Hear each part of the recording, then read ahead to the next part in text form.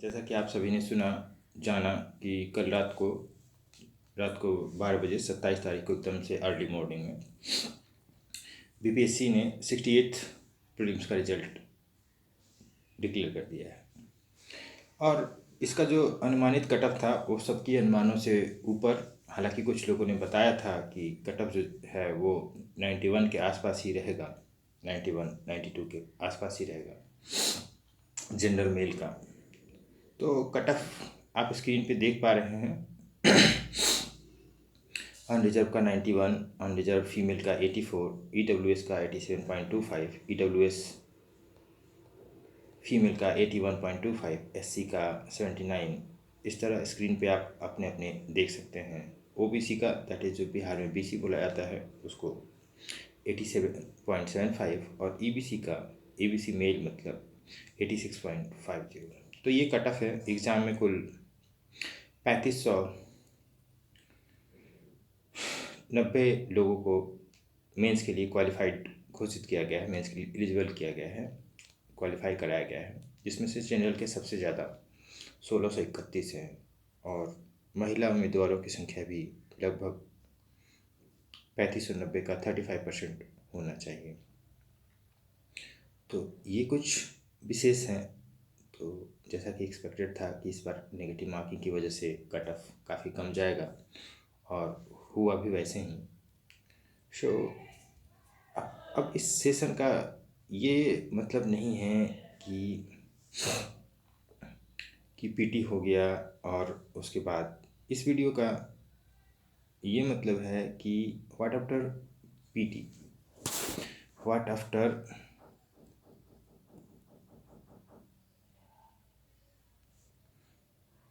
BPSC pre result. देखिए, जिन लोगों का नहीं हुआ है सबसे पहले उनकी बातें कर लेते हैं। काफ़ी पेनफुल एक्सपीरियंस होता है प्री क्वालिफाई नहीं कर पाना किसी भी सीट्स का, किसी भी एग्ज़ाम्स का। लेकिन एक हिम्मत नहीं हारना चाहिए एक योद्धा को। आप सभी योद्धा हैं, आप सभी को हिम्मत नहीं छोड़नी चाहिए, कोशिश करनी चाहिए। जैसा कि आयोग की तरफ से गाइडलाइंस है या फिर ऐसा बताया गया है कि 69th का जो है नोटिफिकेशन वो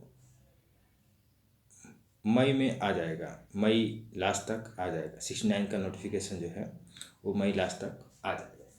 तो अभी से आप 68th के पैटर्न को ही मान के, 68th पैटर्न को फॉलो करके और अपने प्रिपरेशन को देखिए कि आप कहाँ पे हो रहे हैं, किन किन सेक्टर्स पे काम करना है। इसके लिए मैं अलग से वीडियो बना सकता हूँ और बनाऊँगा अगर आप चाहते हैं तो, ताकि आप प्री एग्ज़ाम देने के दिन ही, जैसे इस बार 12 मार्च को, 12 फरवरी को 68 पीपीएससी प्री का एग्ज़ाम होता, तो उसी दिन शाम तक निश्चिंत हो जाए कि हाँ मैं मेंस लिख रहा हूँ। अगला जो शेड्यूल डेट है, हालांकि ऑफिशियल नहीं है, 69th का, वो है 30 सितंबर। तो अपनी तैयारी को इस लेवल तक ले जाएं कि नो मैटर व्हाट, मुझे 30 तारीख को शाम तक घर आते आते रात को 8 बजे तक ये पता चल जाना चाहिए कि मैं 69th का मेंस दे रहा हूँ। उसके लिए जो भी करना पड़ेगा मैं करूँगा, चाहे उसके लिए एनसीईआरटी पढ़ना पड़े, चाहे उसके लिए स्टैंडर्ड बुक्स पढ़ना पड़े, चाहे उसके लिए करंट अफेयर्स को पर डे पढ़ना पड़े, चाहे उसके लिए द हिंदू न्यूज़पेपर या फिर वट एवर मटेरियल्स आजकल टेलीग्राम और व्हाट्सएप और सोशल मीडिया एज जनरल के एज में और आर्टिफिशियल इंटेलिजेंस चैट जीपीटी के एज में इंफॉर्मेशन की कमी नहीं है। बस उन इंफॉर्मेशन को कैसे अपने फ़ायदे के लिए यूज करना है ये कोई नहीं बताता है। इंफॉर्मेशन चारों तरफ, इंफॉर्मेशन ही इंफॉर्मेशन है, ऑल अराउंड अस। क्या है? इंफॉर्मेशन ही इंफॉर्मेशन है। लेकिन सक्सेसफुल वही होता है जो इन इंफॉर्मेशंस का ऑप्टिमम यूटिलाइजेशन करता है। ऑप्टिमम यूटिलाइजेशन करता है। तो हमें भी बहुत सारा मटेरियल देख के संजय बुक शॉप, छोटू बुक स्टॉल, ये सब पे जाके टाइम नहीं वेस्ट करना है। मोना बुक स्टॉल, या फिर जो दिल्ली में रहते हैं, फिर कहीं भी रहते हैं, तो बुक स्टोर पे जाके बार बार किताबें नहीं देखनी है हमें। लिमिटेड मटेरियल, जैसे लोग कहते हैं कि फ्रेंड्स कम होने चाहिए, वैसा भी एक और नियम है, बुक लिस्ट जो होना चाहिए वो शॉर्ट होना चाहिए। और सिर्फ देखिए, वैसे तो फ्रेंड्स ज़रूरत के हिसाब से नहीं रखने चाहिए, पर बुक्स सिर्फ और सिर्फ ज़रूरत के हिसाब से रहने चाहिए, आप खास करके एकेडमिक के लिए। क्योंकि और उसमें भी कॉम्पिटेटिव एग्जामिनेशन की बात करें तो उसमें तो एकदम से लिमिटेड करना होता है कि नहीं मेरे पास ये भी है, मैंने ये भी पढ़ लिया, ये भी पढ़ लिया, ये भी पढ़ लिया। नहीं सर, आपने कुछ नहीं पढ़ा। फिर यहाँ पे पॉइंट ये होता है कि 1 बुक 10 टाइम्स, न कि 10 बुक्स 1 टाइम।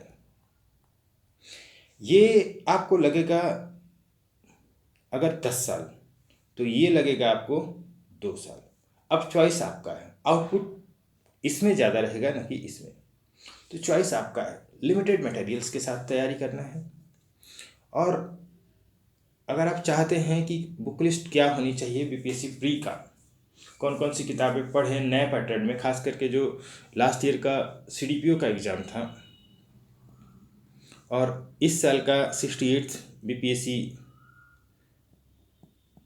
प्री था, इन दोनों को ध्यान में रखते हुए प्रिपरेशन करने के लिए हमें कौन कौन से रिसोर्सेज चाहिए। क्या हमें अभी भी वन लाइनर पे बिलीव करना चाहिए, भरोसा करना चाहिए?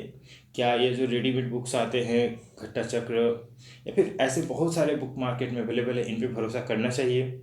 ये क्या हमें सक्सेस के उस पार तक ले जा सकते हैं? अगर आप ऐसा वीडियो चाहते हैं तो प्लीज़ फ्रेंड्स कमेंट सेक्शन में मुझे बताएं। मैं समय निकाल के इन सब बिंदुओं पर चर्चा करने की कोशिश करूँगा। ये उन लोगों के लिए है जिनका 68 बीपीएससी प्री क्लियर नहीं हो पाया है अनफॉर्चुनेटली। तो अभी जो फॉर्चुनेट है उसको फॉर्चुनेट में तब्दील करने के लिए आपको 69th के प्रिपरेशन में अभी से लग जाना चाहिए। मैं ये नहीं कहूँगा प्री, ये नहीं कहूँगा मेंस, क्योंकि अभी का जो पैटर्न है वो इंटीग्रेटेड अप्रोच के साथ ही चलेगा। इंटीग्रेटेड अप्रोच के साथ ही चलेगा। इंटीग्रेटेड अप्रोच इंटीग्रेटेड अप्रोच के साथ ही होगा। प्री मेन साथ में, प्री का जब एडमिट कार्ड आ जाएगा या फिर 1 महीना 1.5 महीना पहले हमें पीवाई क्यू पे फोकस करना होता है। उसके रिलेवेंट, उससे क्या क्या रिलेवेंट क्वेश्चन बन पाते हैं, उसके आसपास की खबरों को देखना पड़ता है। खैर, ये ऑल टुगेदर डिफरेंट वीडियो में अगर आपको चाहते हैं, आपको ज़रूरत महसूस होती है कि आप कैसे प्री क्रैक करें और ख़ास करके रिजल्ट का वेट ना करें, तो उसके लिए आपको क्या पढ़ना पड़ेगा। बिकॉज देखिए, वो होता है ना, तो अभी कुछ बच्चे हैं जो 12 तारीख को ही प्री क्वालिफाई कर गए थे, 12 फरवरी को। डेफिनेटली सब तो उसी दिन हुए थे, लेकिन कुछ लोग का आज रात को हुए हैं। तो ये जो लगभग 42 डेज का गैप है, 45 डेज का गैप है, उसमें और आप में क्या फ़र्क है? तो उसके पास 45 दिन का एज है सर, मेंटली प्रिपेयर है कि मेंस देना है, आप आज से कोशिश करो तो थोड़ा सा एज रहेगा। हालांकि ये ऐसा एज नहीं है कि वो कछुए और खरगोश वाली कहानी में नहीं पढ़ना है कि मैं तो बहुत आगे हूँ, अब मुझे पढ़ाई ही नहीं करना है। बिल्कुल नहीं, रेस अभी ख़त्म नहीं हुई, रेस यहीं से स्टार्ट होती है। ये जो 3590 बच्चे हैं ना, यही ये मेंस का रेस है और इस रेस को भी जीतना है। तो आगे की कहानी उन बच्चों के लिए जिनका मेंस क्लियर हो गया है, उन्हें क्या करना पड़ेगा 68th बीपीएससी मेंस के लिए? क्या करें, क्या पढ़ें, कितना कम में मैक्सिमम आउटपुट दें? देखिए अगेन, 100 किताबें पढ़ के कोई फ़ायदा नहीं होने वाला। ये भी पढ़ लें, वो भी पढ़ लें, इस कोचिंग का भी मटेरियल पढ़ लें, उस कोचिंग का भी मटेरियल पढ़ लें, मार्केट में जितनी सारी किताबें हैं तब भी पढ़ लें। डियर माय डियर फ्रेंड्स, ये आपका अंदर का जो केओस है ना, वो ऐसा सोचता है। अगर आप स्टेबल हो जाएंगे, ध्यान से सोचेंगे, तो आपको लिमिटेड रिसोर्सेज के साथ ही सक्सेस मिलेगी। बिल्कुल, ये बात एकदम दीवार पे लिख दीजिए कि मेरे जो नोट्स हैं, मेरे जो बुक्स हैं, मैं उसी को अगर 10-10 टाइम्स पढ़ूंगा तो that is equal to success. बस ये चीज़ ध्यान में रखिए, आगे क्या होगा मैं नहीं जानता, बट जो मिनिमम बुक लिस्ट है वो, और फिर जो किताबें अभी आपके पास होनी चाहिए वो है, सबसे पहले तो PYQ होना चाहिए आपके पास। अभी इसमें सॉल्व भी हो सकता है और ऑन सॉल्व भी हो सकता है। इस वाले से आपको ब्रीफ आइडिया मिल जाता है कैसे, लेकिन किसी भी मार्केट में जो बुक्स अवेलेबल हैं उनमें से किसी में भी उस तरह का कंटेंट नहीं दिया हुआ है। मैं बड़े दुख के साथ ही सूचित कर रहा हूँ। मतलब जो भी रेडीमेड बुक अवेलेबल है, हाँ कुछ कोचिंग वाले अच्छा कर रहे हैं, इवन परफेक्शन IAS और एक दो कोचिंग है जिनका नाम मैं ये प्रमोशन के लिए नहीं लेना चाहता हूँ, इवन किसी भी IAS का कोचिंग का नाम मैं नहीं लेना चाहता, बट फिर भी एक है कि कुछ कंटेंट ठीक है, आप वहाँ पे जो टेस्ट सीरीज चल रही है उसको फॉलो कर सकते हैं, या कोई इनरीच करेगा और ट्रेंड के टच में रहेंगे कि क्या ट्रेंड चल रहा है, किस तरह के क्वेश्चन पूछे जा रहे हैं इन कोचिंग में, क्या मुझे भी उस पर काम करना चाहिए। लेकिन दो बातें हैं यहाँ पे कि एकदम से नेगेटिव माइंड में नहीं जाना है। आपके पास कुछ क्वालिटी है तभी आपने इतना डिफिकल्ट एग्ज़ाम क्वालिफाई किया हुआ है, कुछ क्वालिटी तो है, बट उसी कुछ को पे कुछ और जोड़ना है, तब जाके आप मेंस क्वालिफाई करते हैं। और जब मेंस क्वालिफाई कर जाएंगे तो उसमें उस कुछ में कुछ और जोड़ेंगे तो फिर आपका इंटरव्यू क्वालिफाई हो जाएगा और आपका फाइनल मेरिट लिस्ट में भी नाम आएगा। तो ये कुछ बिंदु है। तो पहला तो ये होना ही चाहिए कि आपको आइडिया मिल जाए। इसमें जो होता है GS paper 1, GS paper 1, GS paper 1 और GS पेपर 2। अब लोगों को जो मेन दिक्कत, मैं चूँकि किसी इंस्टीट्यूट के साथ एसोसिएटेड हूँ, तो जो मैं फील कर रहा हूँ बच्चों को कहाँ पे दिक्कत आ रही है, तो GS पेपर 1 में पहला पार्ट तो दे ओके ओके, बट कुछ अभी के पैटर्न में भी कुछ चेंजेस सेक्शन 1 जो है, सेक्शन 1 जो है 1, 2, 3 और 1 में A, B और C ऐसा पूछा जाने के चांसेस हैं, A, B, C सब में अल्टरनेटिव रहेगा सिवाय क्वेश्चन नंबर 1 और 4 के।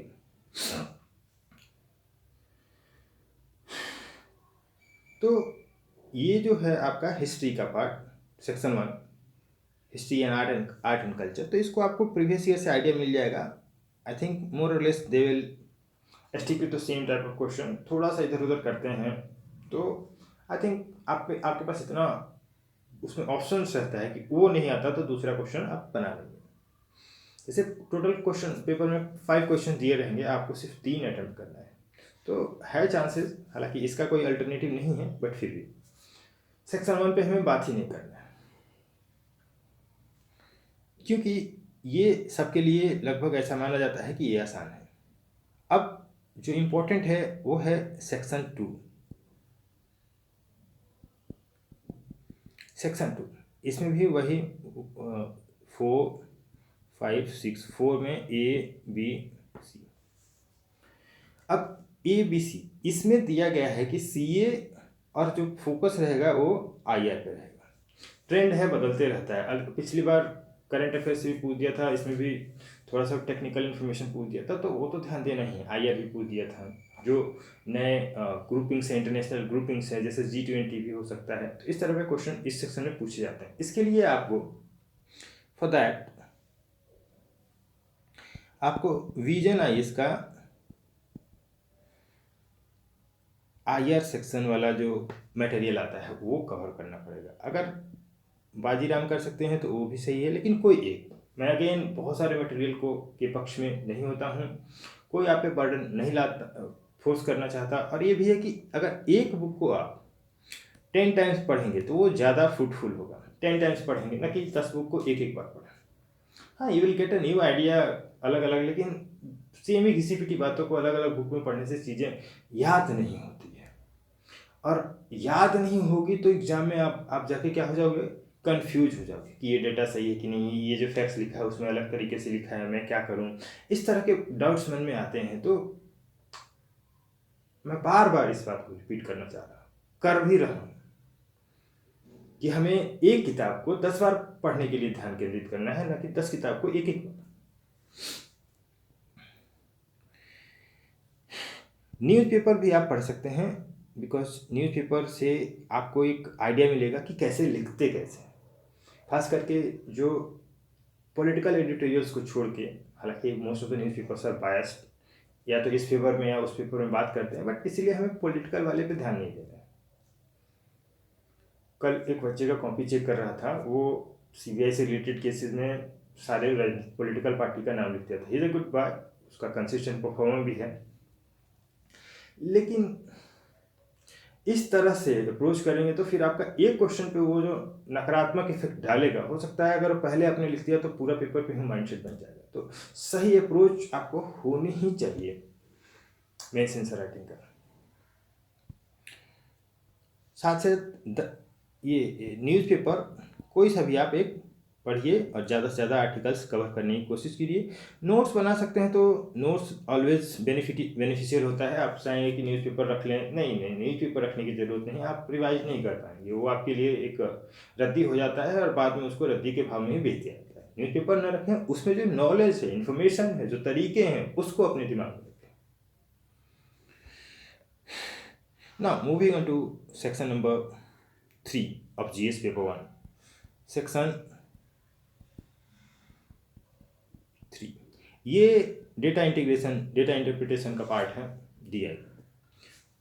देखिए, बहुत सारे लोग जो खास करके non mathematical, non science background के हैं, वो ह्यूमैनिटी सेक्शन से हैं वो, या फिर वो भी बच्चे जिन्होंने प्रैक्टिस नहीं किया, प्लीज़ टू प्रैक्टिस। और जो नॉन ह्यूमैनिटी बैकग्राउंड से हैं, वो RS अग्रवाल की किताब आती है, क्वांटिटेटिव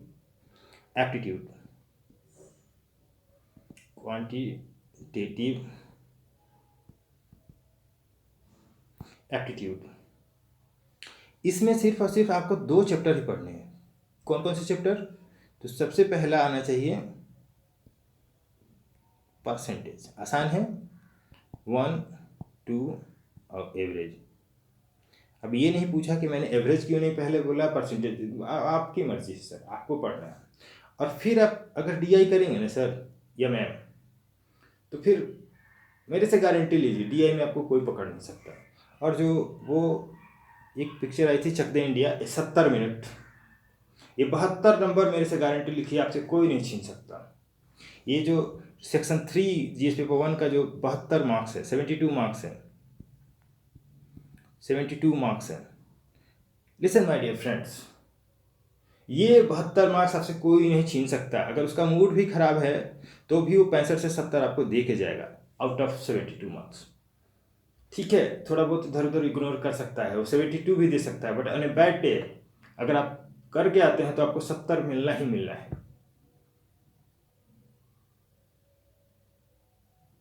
तो इसके लिए करना क्या है, अगेन मैं यहाँ पे देख 2 चीज़ें क्लियर कर लेनी है। ओवर कॉन्फिडेंस में नहीं रहना है, हमें प्रैक्टिस करना है। RS अग्रवाल की क्वांटिटेटिव एप्टीट्यूड बुक आती है स्टैन पब्लिकेशन की, उसमें से 2 ही चैप्टर पढ़ना है आपको PhD नहीं करनी है। आप कैट मैट या फिर बैंकिंग का पेपर नहीं देने जा रहे हैं। आपको सिर्फ और सिर्फ डेटा इंटरप्रिटेशन का दिमाग में रखना है, और डेटा इंटरप्रिटेशन के लिए हमें 2 चीज़ें चाहिए होगा, परसेंटेज और एवरेज। इससे ज़्यादा DI में कुछ होता ही नहीं है, चाहे इधर से घुमा दे उधर से घुमा दे। लैंग्वेज हो सकता है, बट टेस्ट सीरीज में लैंग्वेज का लफड़ा होता है, क्योंकि वहाँ पे इनकेपेबल लोग पेपर प्रिपेयर कर रहे होते हैं, जिनकी एक या तो हिंदी ठीक होती है, इंग्लिश ठीक होती है। हिंदी में कुछ गलत कर देंगे इंग्लिश वाले, और हिंदी वाले इंग्लिश में कुछ गड़बड़ कर देंगे।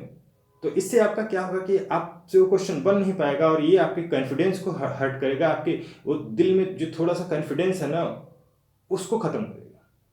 इसलिए वो सब के चक्कर में पढ़ना ही नहीं है। अपना घर पे जो प्रीवियस ईयर क्वेश्चन पेपर है उसी को प्रैक्टिस करना है, उससे बाहर कुछ नहीं पूछेगा। बहुत ज़्यादा इसमें पीएचडी नहीं करनी है, आपको अगर पढ़ना ही है तो परसेंटेज को ठीक रखिए, एवरेज को ठीक रखिए, और डेटा को कैसे इंटरप्रेट करते हैं वो सब चीज़ों पे प्रैक्टिस कीजिए। आपके 72 नंबर आपसे कोई नहीं छीन सकता है। आप एग्जाम देने से पहले ही आप एक से नहीं गिनती स्टार्ट करोगे, आप 73 से गिनती स्टार्ट करोगे, क्योंकि ये 72 नंबर आपके पास, आपकी झोली में, आपके खाते में पहले से ही लगे होंगे, आपकी कॉपी में पहले से ही लगे। Moving on to paper 2, that is GS paper 2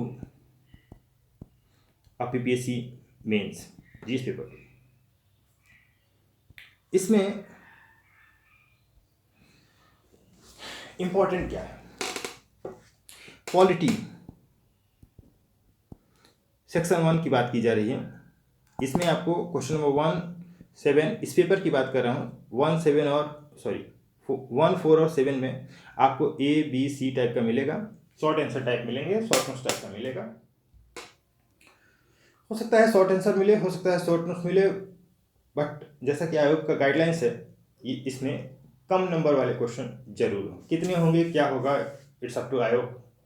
मैं कुछ कह दूंगा 3 आएगा, 4 आएगा, आयोग डिसाइड करे। हमें बस माइंडसेट फ्रेम करना है कि शॉर्ट आंसर आएगा, हमें करना है।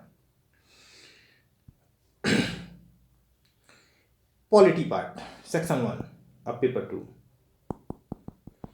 उतना मुश्किल क्वेश्चन नहीं रहता है। थोड़ा बहुत जो मेन चीज़ें होती हैं, FR, DPSP, preamble, president, governor, और इसके बाद मेजर इंस्टीट्यूशन में EC है, CBI है। हालांकि ये सब CBI शायद ही पूछे, बट EC है, और फाइनेंस कमीशन है। और इसके साथ साथ एक और चीज़ें जो न्यूज़ में रहता है वही थोड़ा बहुत देख लेना है। अभी फ़िलहाल UCC न्यूज़ में है, तो यदि में आस्क क्वेश्चन, इसमें शॉर्ट नोट्स का क्वेश्चन बन सकता है। तो ये की जो चीज़ें हैं जो प्रीवियस ईयर में पूछा गया है कि ये लिमिटेड सेट ऑफ क्वेश्चन ही पूछे जाते हैं, तो उन टॉपिक्स को, क्वेश्चन की बात नहीं कर रहा, उन टॉपिक्स पे आपको क्या क्या क्वेश्चन बन सकते हैं, या फिर UPSC में कौन कौन से क्वेश्चन आए हुए हैं, कम से कम क्वेश्चन का आइडिया रहेगा, तो आपका दिमाग प्रिपेयर रहेगा एग्जाम से पहले कि आप, हाँ, इसको कैसे अप्रोच करना है आपको पता रहेगा। ऑल ऑफ ए सडन आप डिफिकल्ट क्वेश्चन देखते हो तो आपके माइंड में केओस क्रिएट होता है, इसको कैसे करें, क्या लिखे, पहले इंट्रो में क्या लिखे, बॉडी में क्या लिखे, कंक्लूजन में क्या लिखे, इसको कैसे कंक्लूड करें, क्या क्या पॉइंट डालना है, कितना पेज लिखना है, कैसे करना है। तो ये केओस से बाहर निकलिए। उसके लिए क्या करना पड़ेगा, हमें पहले से प्रिपेयर करना पड़ेगा। तो ये था सेक्शन 1 का पार्ट। उतना मुश्किल नहीं होता है। पॉलिटी के लिए आपको सबको मालूम है रिसोर्सेज क्या है। करंट अफेयर फोकस करना है, आप कोई सा भी करंट अफेयर्स इसके लिए यूज कर सकते हैं। ज़्यादातर जो न्यूज़ में रहता है उसी से क्वेश्चन आता है। इन टॉपिक पे तो साथ ही साथ पढ़िएगा ही पढ़िएगा। Section 2 of GS paper 2 section होता है इकोनॉमी प्लस जियोग्राफी का। इसमें डिजास्टर मैनेजमेंट से रिलेटेड भी क्वेश्चन रहते हैं। मैनेजमेंट,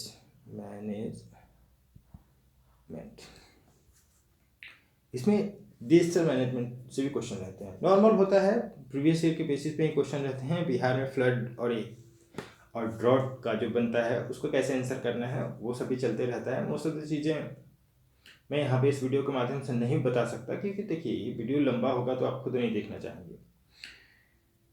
चाहे मैं आपको हीरा ही क्यों नहीं डिस्ट्रीब्यूट करने की डिक्लेरेशन कर दूँ, हालांकि ऐसा कुछ कर नहीं रहा हूँ, डोंट माइंड। तो ये डिजास्टर मैनेजमेंट, इसमें आपको कुछ की थीम पे फोकस करना पड़ेगा और उसी को टेम्पलेट बना के काम चला सकते हैं। की थीम प्लस टेम्पलेट, ये टेम्पलेट्स जो हैं